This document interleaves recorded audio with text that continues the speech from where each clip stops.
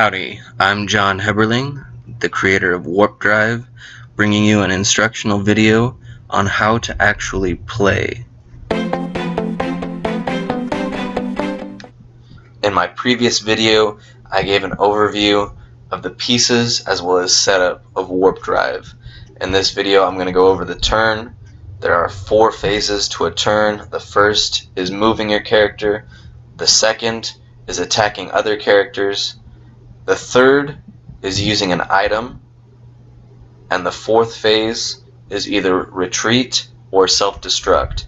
I'm going to go over each of these phases individually, but for now, phase 1 is movement. You take your die and roll it.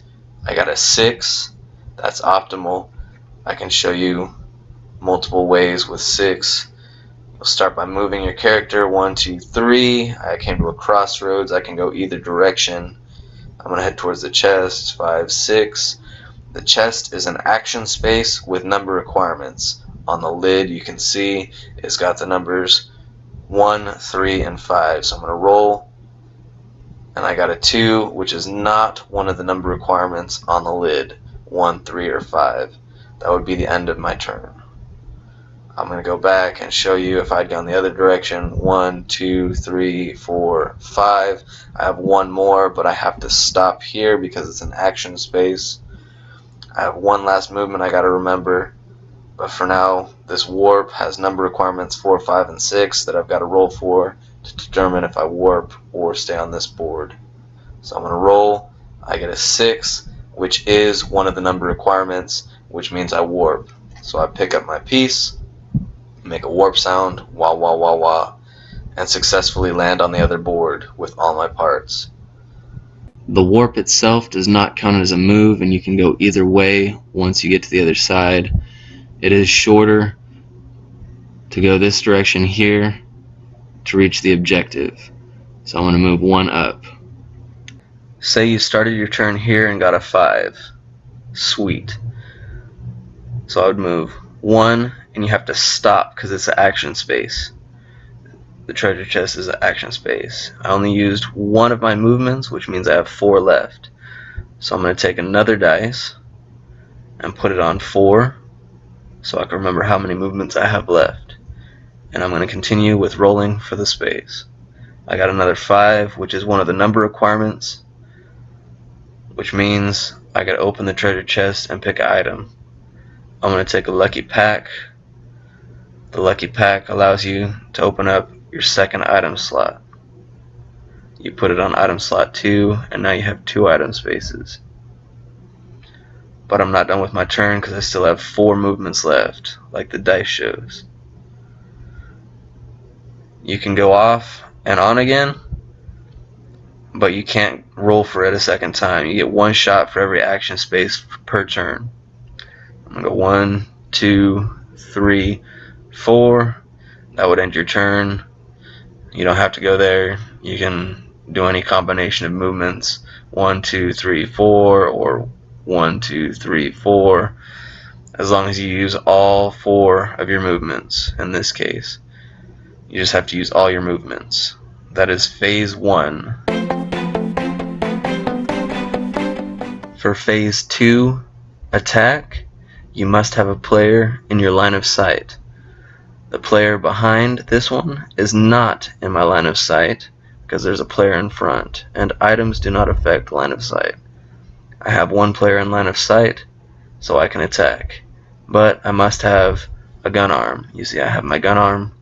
If you do not have your gun arm, then you can attack.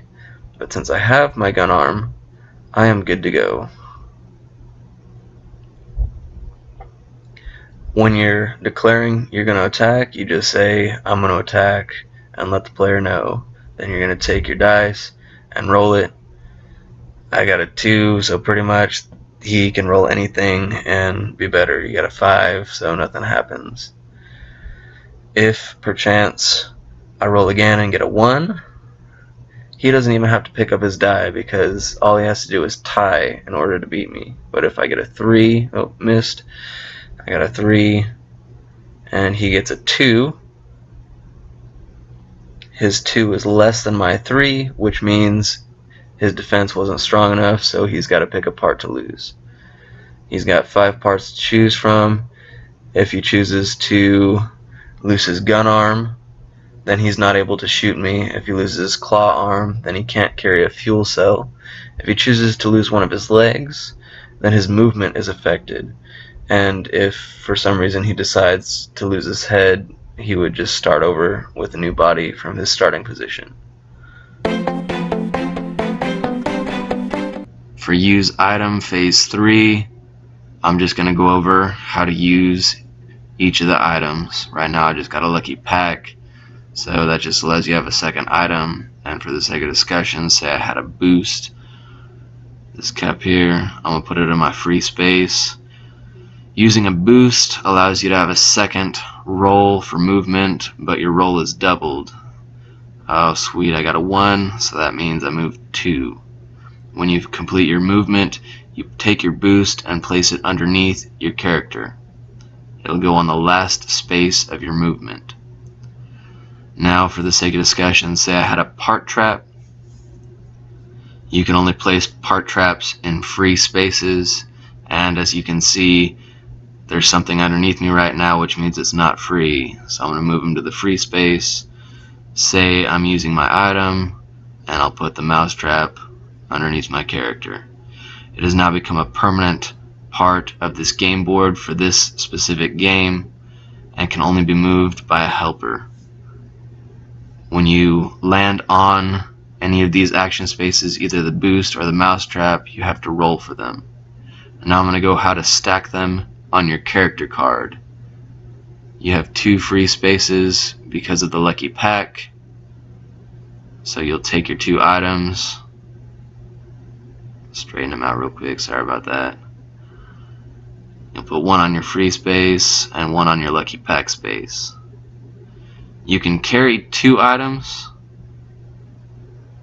You see I have 2 items available to use, but you can only use one item per turn. For the sake of discussion, say I moved 1 space on my turn and decided that I wanted to use retreat for phase 4. I would move back 1 space because I'm not on an action space when I use retreat. However, when I land on the action space, I do not get to use the action space because retreat ends your turn. If, however, I wanted to use self-destruct for phase 4, I would declare I'm using self-destruct, lift my player, put him back on his starting location, and anyone within 3 spaces, 1, 2, 3, or 1, are affected by the blast. They're both affected by the blast. Now I have to drop all my items on the nearest spaces available to the spot that I blew up in. I get to choose what order I put the items down in. So that's the next available space, and then the next 2 available spaces are this one here and this one here. That's all the logistics for using self-destruct. Now comes the actual blowing up. For my blast, it has a value of 4. They have to match that value. So one player just matched my 4, so nothing happens. The other player got a 5, which means he loses 1 part because 5 is 1 away from 4. He would choose one of his parts and he would lose 1. If, however, he got a 3, 3 is also 1 away from 4, so he would also lose 1 part. You have learned how a turn works. Now I'm going to go over some of the rules for warp drive. In order to complete the objective, you must move from your starting location to a warp to the other board, and then travel to the fuel dispenser areas. Say for the sake of discussion, I rolled a 3 and I was in this spot. I would move 1, 2, I would stop on the dispenser square because it's an action space with number requirements 2, 4, and 6. I would roll a die, get a 4, 4 is one of these required number spaces, 2, 4, or 6, which means I get to have one of these fuel cells, and I will put it on the fuel cell slot on my character card. It's labeled fuel. I still have one movement left because I got a 3, and from my starting position right here I moved 1, 2, which means I have 1 left, so I'll move up 1. Now when you get the number requirements on either the fuel or the parts, you automatically pick up the fuel or the part. When using the Sweet Ride bicycle, you must say "Wiki" for every movement you get. This lets other players know that you're using the Sweet Ride. When using a boost during the use item phase, the boost allows you to have a double roll. If you do not have both your legs, you still get to use a double roll. Your legs do not affect the boost. Your character card is a status of your robot's health/functioning abilities. You have 5 parts to your robot, and each part affects your robot differently. When you lose parts, your robot becomes more and more torn up until finally your robot dies when you lose your head, and for some reason this one has a bunny inside. I'm going to slowly assemble my robot, aligning it up perfectly. I'm going to take my time because I know you're going to watch. I have control over you. And there's his leg and his other leg. Alright, so each part has a specific function.